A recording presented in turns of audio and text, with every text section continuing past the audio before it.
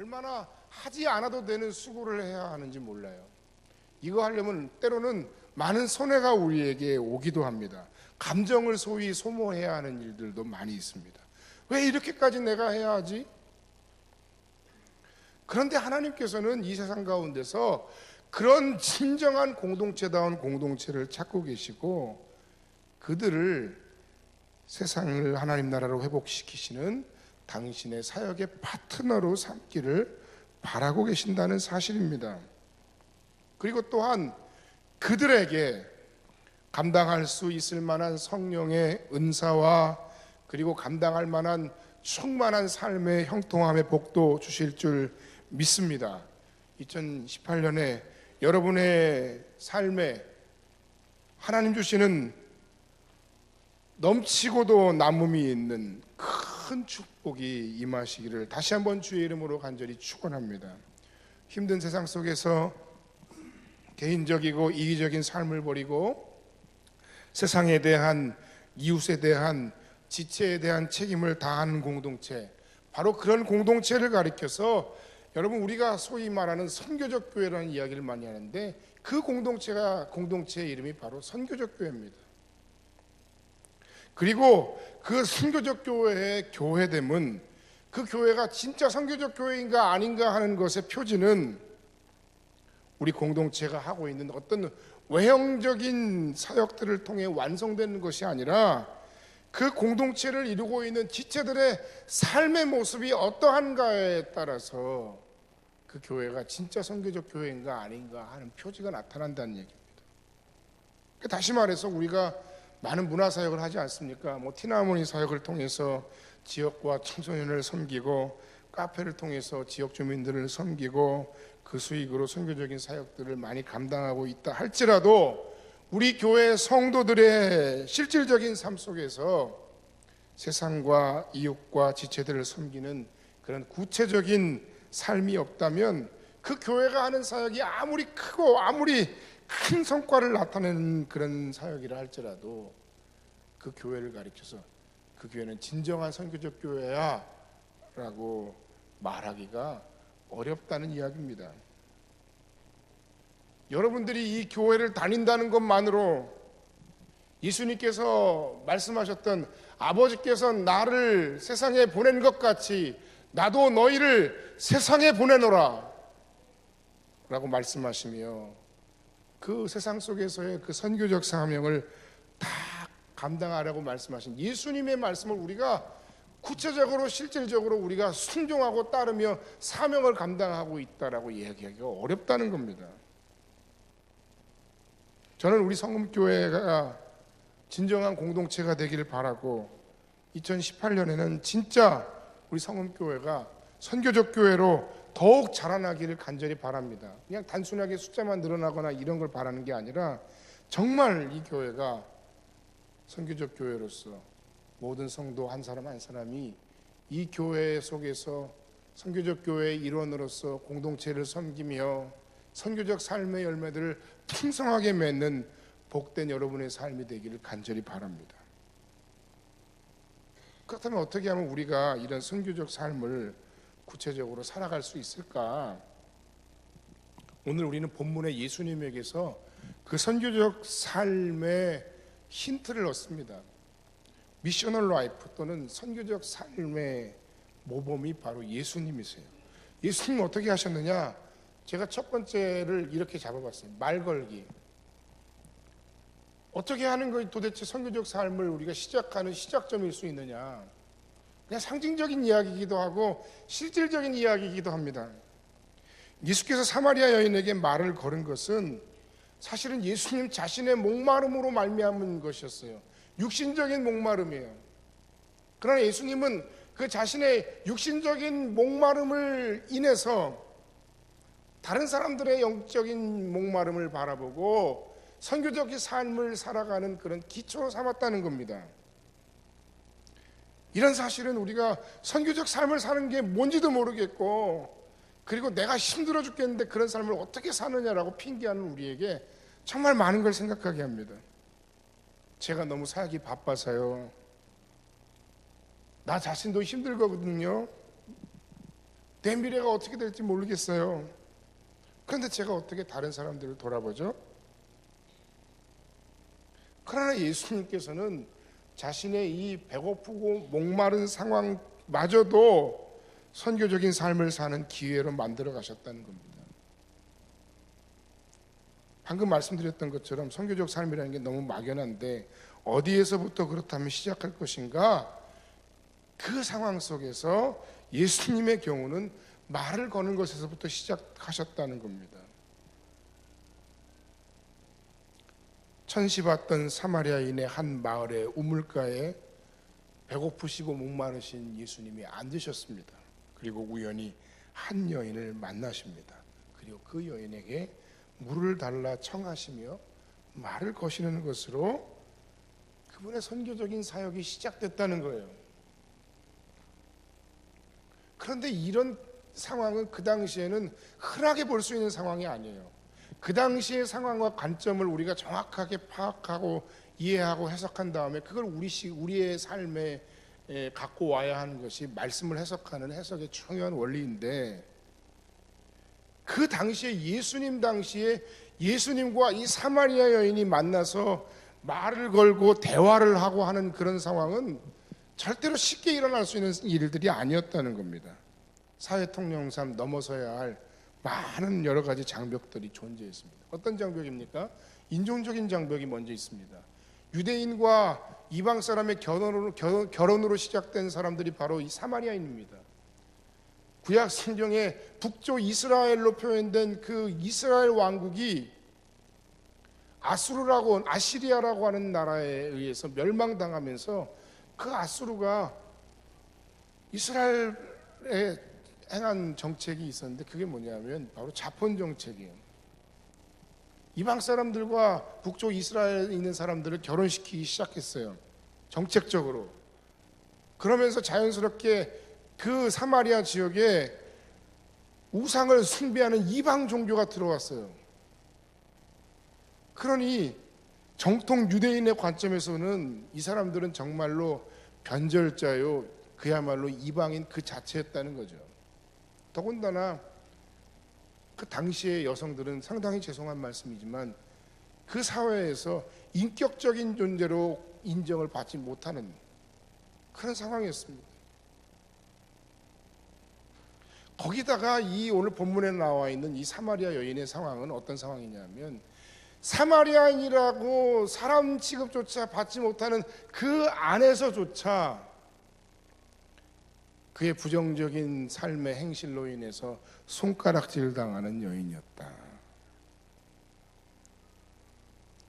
예수님은 그런데 그런 사람들이 근처에도 가기 싫어하는 그 땅을, 그 넘지 말아야 할 그 금을 넘어서 그들에게 가시고 그곳 가운데서도 특별히 천시받고 멸시받는 여성, 그것도 손가락질 당하는 그 여인에게 지금 말을 걸고 계시다는 거예요.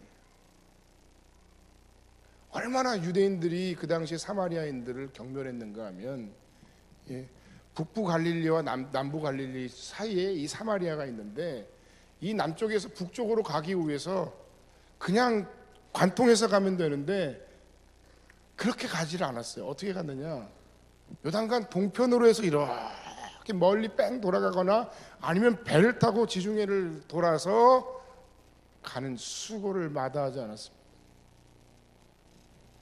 같이 숨 쉬는 것, 같이 음식 먹는 것, 같이 말하는 것조차 싫은 사람들이 바로 사마리아인이에요. 그러니 그 당시에 예수님과 이 사마리아 여인이 만난다는 것, 그리고 예수님이 그 사마리아 여인에게 말을 건다는 것 자체가 얼마나 힘든 일이었던 것인지 우리가 알 수 있습니다. 하지만 주님은 그 모든 상황을, 그 모든 사람들의 시선을 신경 쓰지 않으셨습니다. 9절 말씀입니다. 사마리아 여자가 이르되 당신은 유대인으로서 어찌하여 사마리아 여자인 나에게 물을 달라 합니까? 이는 유대인이 사마리아인과 상종하지 아니함이로라. 평범한 일상 속에서 하나님의 은혜를 발견하는 것, 그건 우리가 그리스도인으로서 해야 되는 중요한 일입니다. 일상의 소소한 삶 속에서 하나님의 은혜가 내 속에 있구나. 들에 핀 꽃들을 보면서 하나님이 우리를 사랑하시는구나. 맑은 공기를 마시면서 이것도 하나님이 우리에게 주셨구나. 하나님이 아직도 여전히 우리를 사랑하시는구나. 그러나 동시에 그런 일반 은총 가운데서 우리가 특별한 하나님의 은혜를 경험하는 것도 우리 그리스도인들이 해야 하는 일인과 동시에 한 가지 또한 중요한 게 알아야 되는 게 있어요.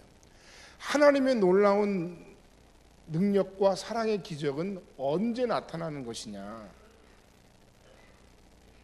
그것은 쉽지 않은 상황, 뻔하지 않은 상황 가운데서 이해되지 않는 사랑의 섬김 속에서 이 사람이 왜 나에게 이런 섬김을 베풀지? 하지 않아도 되는 수고를 하는 그 사람의 모습을 보면서 이 사람들이 무엇 때문에 나에게 이런 일을 베풀지? 이해할 수 없는 상황과 불가능한 상황 속에서 베풀어진 섬김과 배를 보면서 자신도 힘든데 어째서 나한테 이런 일을 할 수 있었을까? 그런 것들에 의해서 사람들의 마음을 움직인다는 거예요. 저는 9절 말씀을 그렇게 이해하는 거예요. 유대인인 당신이 왜 사마리아 사람이고 특히 여자인 나한테 물을 달라 합니까? 그러니까 물을 달라는 건 물을 달라는 요구일 뿐이지 사실은 말을 걸으셨던 거예요.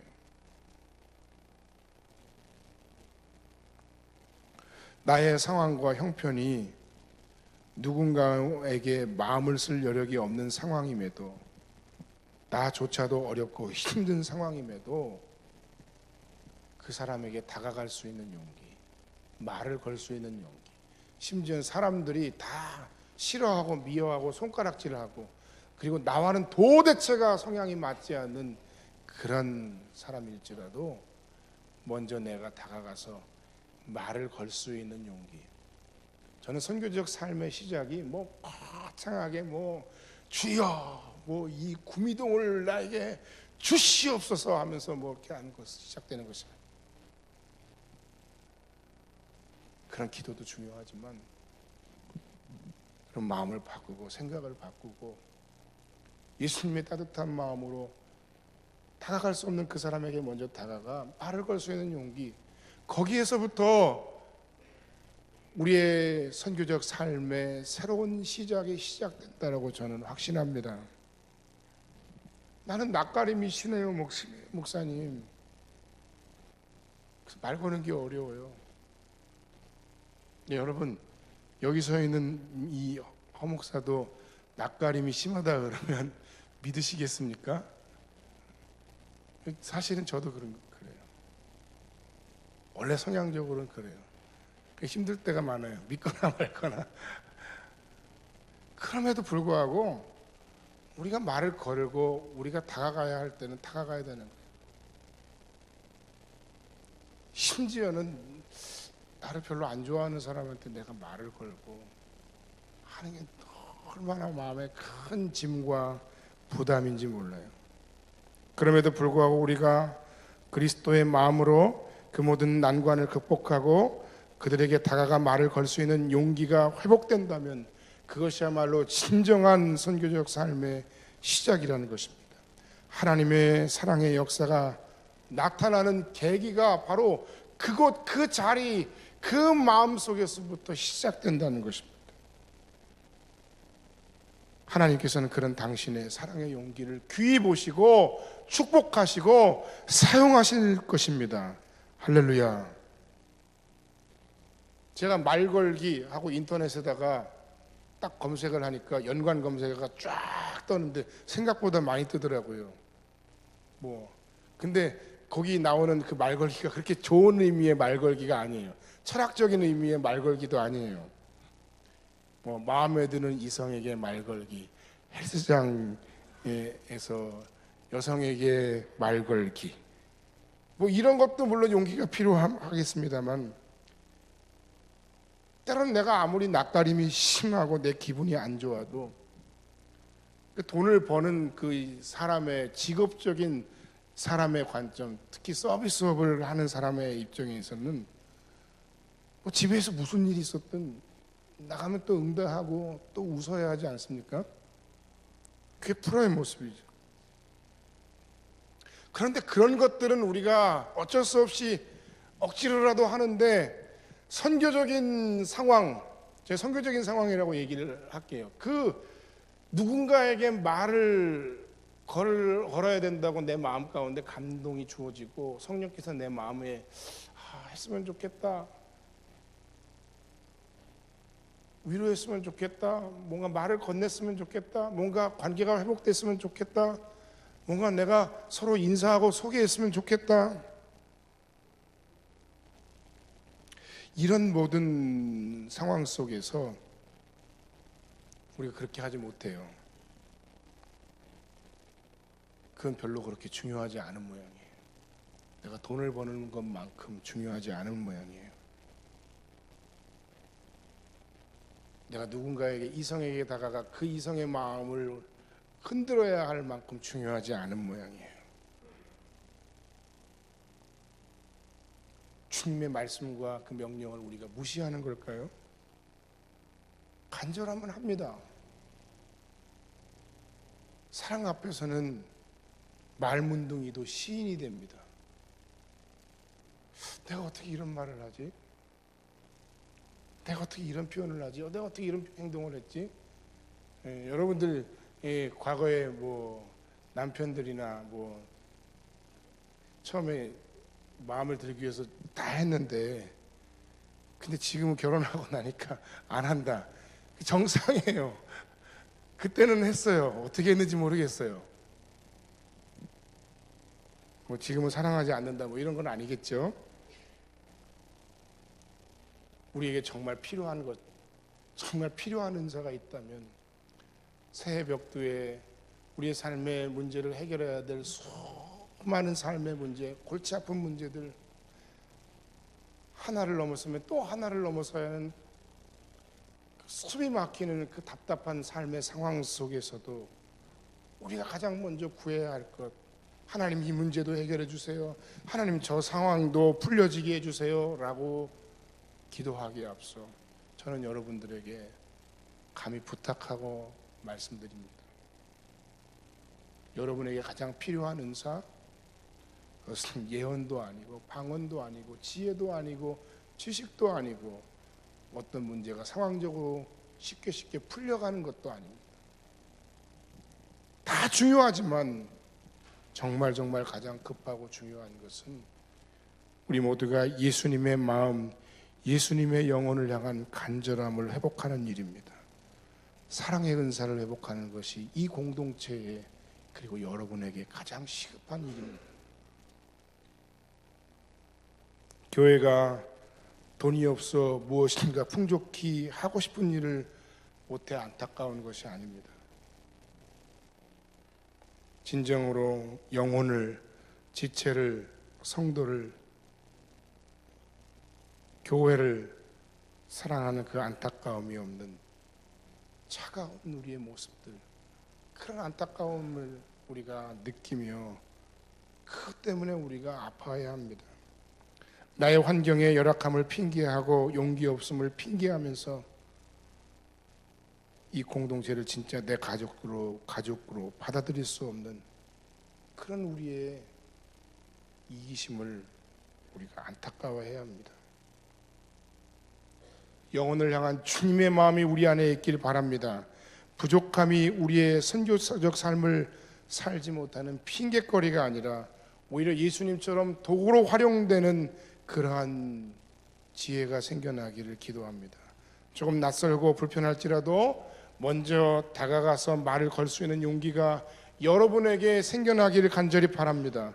그것에 진짜 하나님의 능력이 나타남을 경험하는 여러분들이 되길 바랍니다. 교회에 누군가 새로 와도 마음은 그렇지 않은데 뭔가 다가가서 어떻게 오셨어요? 처음 오셨군요. 너무 반갑습니다. 저는 아무개 집사라고 합니다. 앞으로 잘 지내요. 교회 안에 있는 사람들이 먼저 해야 되는데 그거 잘 못해요. 그것조차 우리가 못해요. 선교적 삶이 어디 멀리 뭐 말도 안 되는 곳에서부터 내가 뭘 여러분 뭘 다 팔아서 하나님을 위해서 사시고 다 헌신하십시오. 그것이 아니라 평상시에 대화하지 못했던 사람에게 먼저 대화하고 성령께서 내 마음 가운데 주시는 그 마음에 안타까움이 있는 사람에게 다가가 대화하고 처음 보는 사람에게 대화하고 내가 미워하던 사람들에게 손 내밀고 대화하고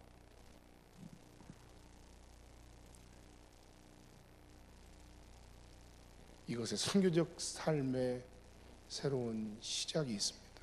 두 번째, 한 가지만 더 말씀드립니다. 선교적 삶을 우리가 어떻게 2018년에 시작할 것이냐 하면 두 번째는 영적인 필요를 캐치하기라고 얘기를 했습니다. 뭐 세상에서도 비즈니스를 잘하는 사람들은 다른 사람들의 필요가 무엇인지를 빨리빨리 캐치하고 그것에 맞춰서 서로 윈윈을 잘 할 수 있는 그런 무언가를 내놓을 수 있는 사람들이 아마 잘 살 겁니다. 소위 비즈니스를 잘 할 겁니다.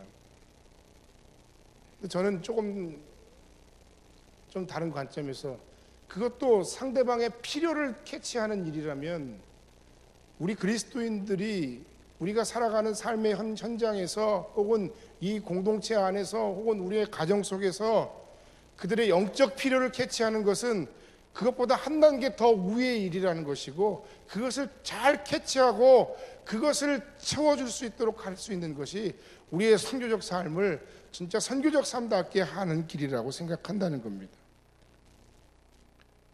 이렇게 말을 걸며 찾아가신 예수님에게 여인은 아까 말씀드린 대로 9절에서 왜 나에게 물을 달라 합니까? 라고 묻죠. 그러자 그런 여인에게 10절 이하에서 예수님은 뭐라고 말씀하시냐면 쭉 계속해서 예수님과 그 여인의 대화가 나오는데 대화의 맥락은 이런 겁니다. 물을 달라 하는 내가 누군 줄 알았다면 너는 나에게 너의 마음속에 있는 공허함과 실패의 상처를 치유할 진정한 해결책을 달라고 말했을 텐데 그리고 나는 너에게 그것을 주었을 것이다. 내가 주는 그 물, 내가 주는 그 하나님의 은혜는 너의 영적인 갈증과 마음의 공허함을 해결하는 영원히 목마르지 않게 하는 생수와 같은 것이다. 그러자 15절에 그 여인이 주여 그런 물이 있다면 내게도 주십시오 라고 말하는 그런 과정의 내용이 나옵니다. 천대받던 사마리아인 가운데서 또 그 가운데서도 손가락질 당하던 그 사마리아 여인에게 예수님께서는 그 여인의 외적인 모습을 보면서 그 여인의 안타까운 모습만 캐치해낸 것이 아니었다는 거예요. 그걸 볼 수 있는 것도 사실은 은사고 그걸 볼 수 있는 것도 사실은 굉장히 성숙한 사람의 모습입니다만 거기에서 우린 조금 더 나아가야 된다는 거예요. 정오 가장 더운 시간에 물길러 나온 여인, 그녀는 사람들로부터 손가락질 당하는 존재였다는 거예요. 그런데 예수님께서는 그 외적인 상황만 보시는 것이 아니라 그 여인이 정말 힘들어하는 문제가 무엇인 것을 봤어요.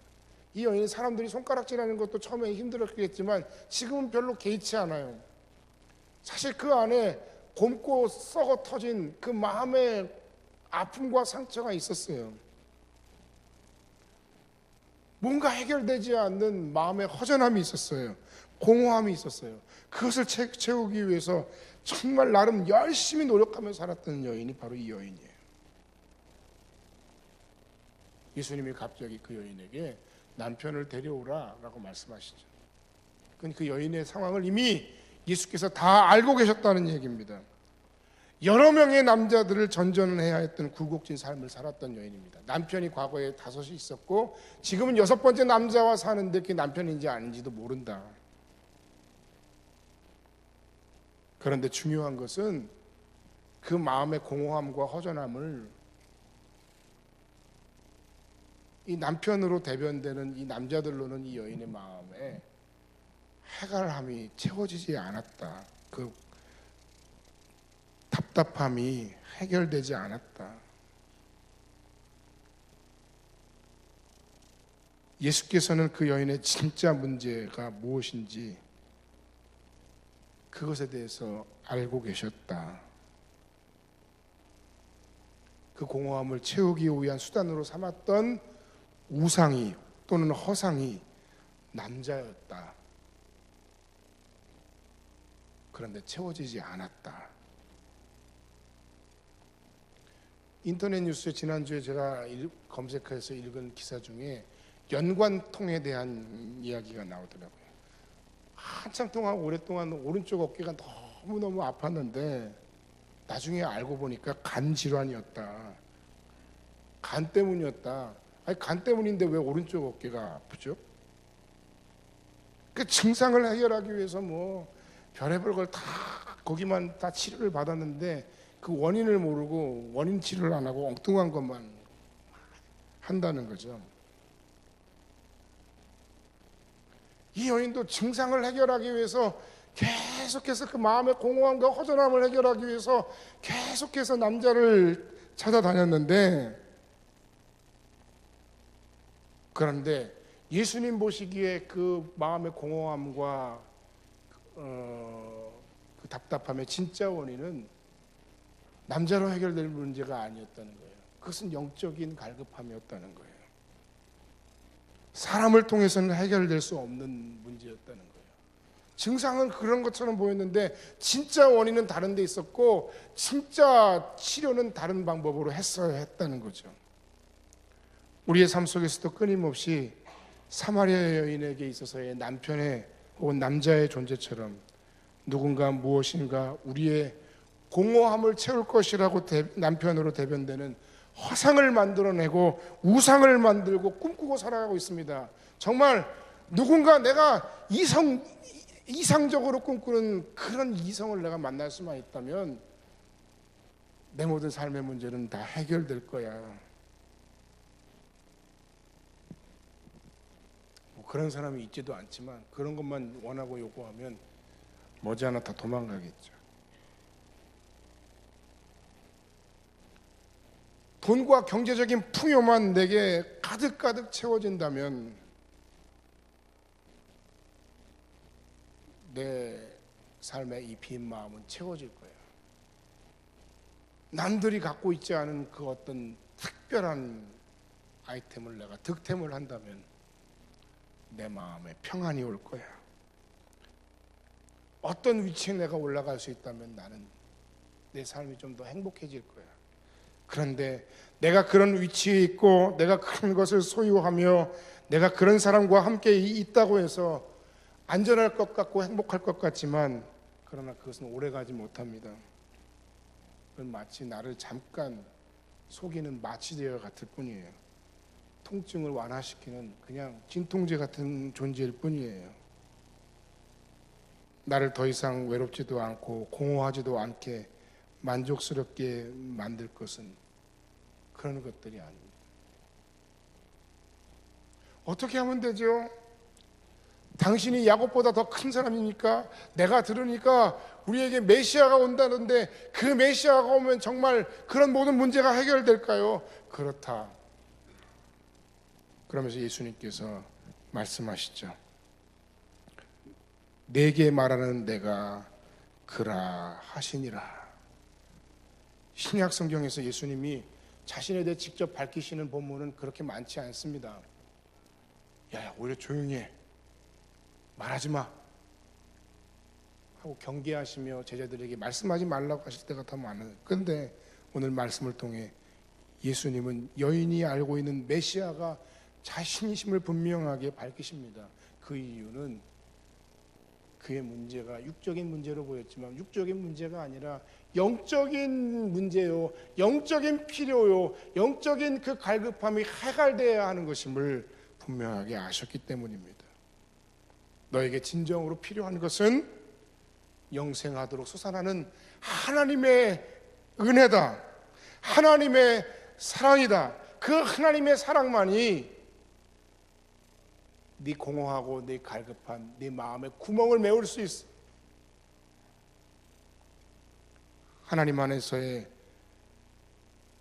내 영혼만이 참된 평안과 만족을 누릴 수 있어.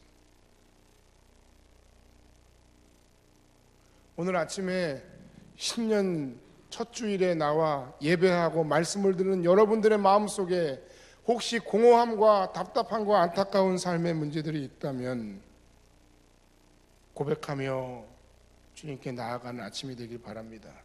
사마리아 여인 같은 인생이 바로 나 자신이었다고. 그 영적 갈급함을 깨닫지 못하고 그 갈증을 엉뚱한 것으로 해결하려 하는 인생이 바로 나 자신이었다고 고백할 수 있는 저와 여러분이 되기를 주의 이름으로 간절히 축원합니다. 바로 그 영적인 필요를 우리가 캐치해야 됩니다. 그리고 내가 그 하나님 안에서 그 영적인 필요가 캐치되어야 하는 존재고 회복되어야 하는 존재로 인식되고 친정 그리스도 예수로 말미암아 복음의 능력으로 말미암아 하나님의 넘치는 사랑의 은혜로 말미암아 내 마음에 긴 빈 구멍이 채워지고 내 공허함이 회복되고 채워질 때 우리는 비로소 나 아닌 다른 사람들의 영적인 필요에 대해서 눈뜨게 됩니다. 그들에게 필요한 건 사실은 사람이 아니었다고. 그들에게 필요한 건 그 빈 마음을 채우기 위한 것은 예수 그리스도의 사랑이요 하나님의 은혜였다고. 우리가 읽지 않았습니다만 오늘 우리가 읽지 않았습니다만 27절 이후에 그 놀라운 역사들이 나타납니다.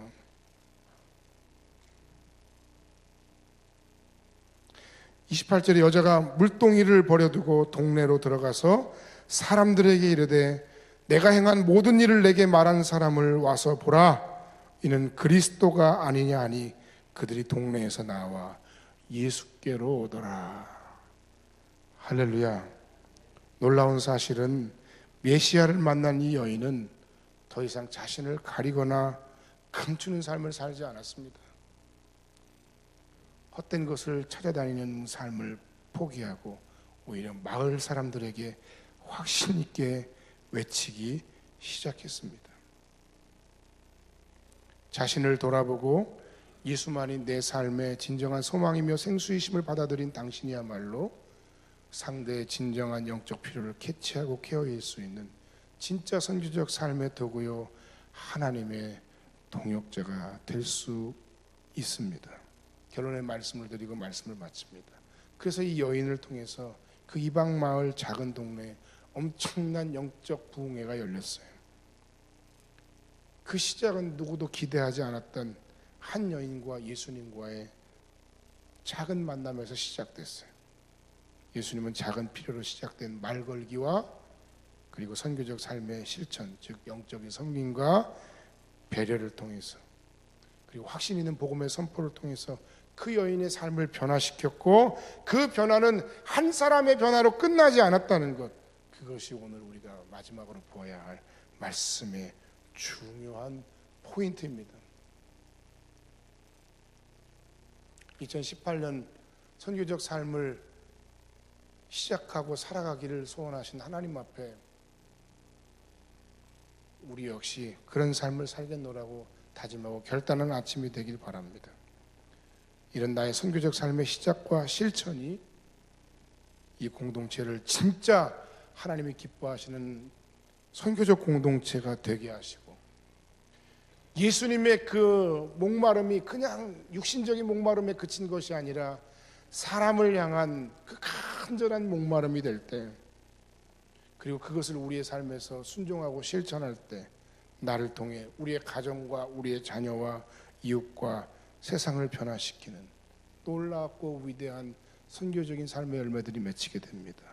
여러분들이 이런 도구로 쓰임받는 2018년이 되시기를 주님의 이름으로 간절히 축원합니다. 기도하겠습니다.